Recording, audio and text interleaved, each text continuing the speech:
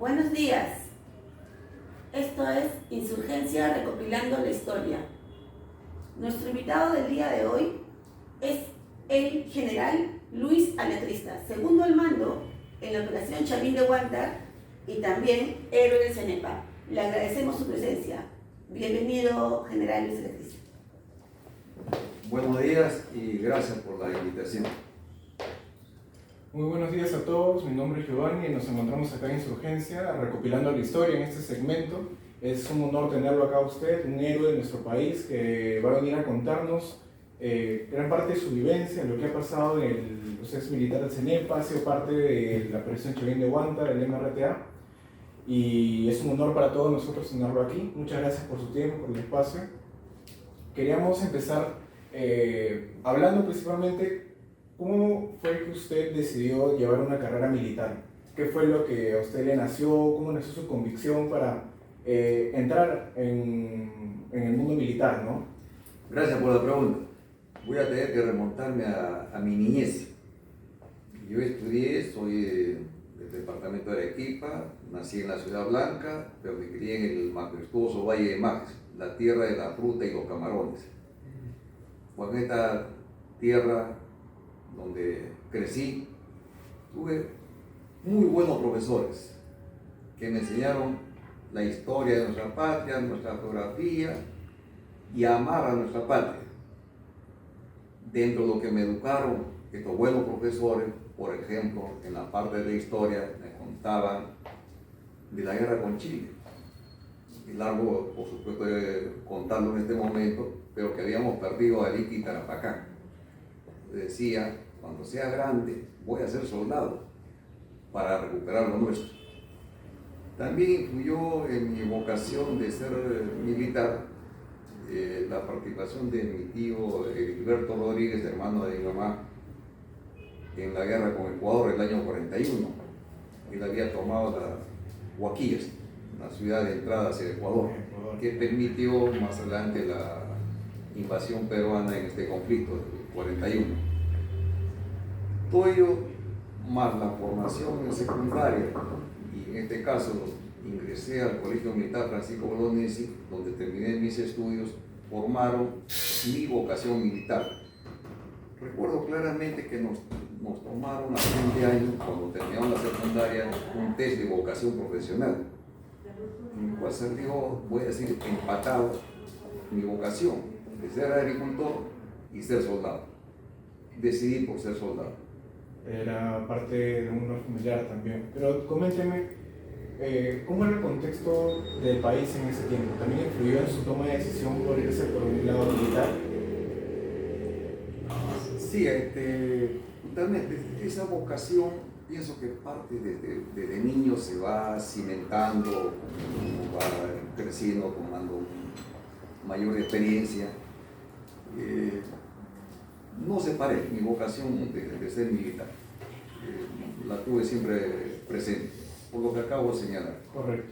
¿Y usted a los cuántos años ingresa al servicio militar? ¿De temprana edad, 16 años o 15? Sí, terminé el colegio a los 17 años y ingresé con la misma edad a la escuela militar. Ya ahí cumplí 18 años estando ya en la escuela militar. Elegí el arma de infantería. También tenía vocación por ser infante, por todas las historias que conocía a través de la propia historia, me refiero de peruana, como también la mundial, ¿no? La participación de los infantes, que son los que deciden el combate cuerpo a cuerpo, se aproxima al enemigo, etcétera, etcétera. Es decir, ser infante.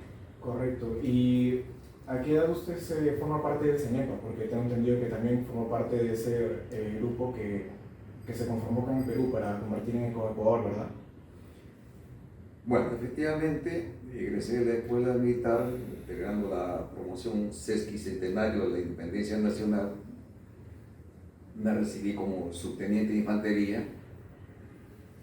Inicialmente trabajé en el Cusco, luego estuve el año siguiente en Andahuaylas, en Puerto Maldonado, en Madre de Dios. Estuve en el Real Felipe, en el Callao, en el Batallón de Infantería Paraguayista número 39, en la Escuela Militar de Chorrillos. Bueno, así transcurrió mi carrera. En Santa Rosa, en la Puna de Puno, en la parte más alta, ahí en el destacamento de Santa Rosa, con Tacha y Apalca, El Lairo, Chiluyo.